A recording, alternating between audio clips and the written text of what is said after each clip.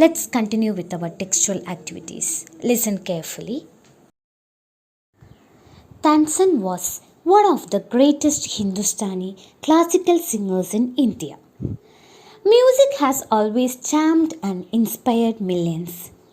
Have you heard of Michael Jackson, a popular musician of our time? Let's go through about him. This is an excerpt from Moonwalk, the memoir of Michael Jackson. Children, who has written the excerpt here?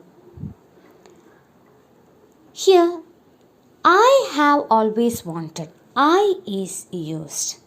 I is the personal pronoun is used. So, the author himself, that is, the Michael Jackson himself has written it. So, it is his memoir. Now, look at the box given here. When Michael Jackson write about himself, it would be like this. I have always wanted to be able to tell stories, stories that came from my soul. When you write about Michael Jackson, it would be like, he had always wanted to be able. That is, instead of the pronoun I, we use he. So the main differences between the sentences given here are, when a person writes about himself, I is used, that is the first person. When someone writes about others, he or she is used, that is the third person. When he or she is used, it becomes a profile, and when I is used, it becomes a memoir. Next, we are going to discuss about phrasal verbs. Read the sentence given here. But Tansen knew how to get round him. Here, get round means persuade, that is, force someone to do something. When the word get combines with around, we get a different meaning. Such combinations are called phrasal verbs. So, what is a phrasal verb? A phrasal verb is a verb that is made up of a main verb together with an adverb or a preposition or both, which creates a meaning different from the original verb. That is, see children, from this example, get, round. So here get is the main verb and round is the preposition. So when the main verb combines with the preposition, we get a different meaning. Okay, the meaning different from the original verb. We get a different meaning. Such combinations are called phrasal verbs. Now let's go through the passage given here. Can you identify the subject of each sentence? What is subject, children? Subject is the doer of the action. Those who are doing the action is called subject. Look at the first line. Akbar listens to Tansen every day. Who is doing the action here? Akbar. What is the action? Listen.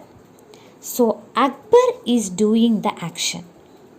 So Akbar is the subject. That is, subject is the doer of the action. Akbar is the subject. Then next, can you identify? He thinks Tansen has the most wonderful voice in the whole world. Here also Akbar is the subject, and instead of repeating the noun, we use the pronoun he. Then we can say next one. Tansen replies that it is his guru. Here, who is the subject? Tansen. Then next, look at this sentence. They go in search of the guru. Which is the subject here? They.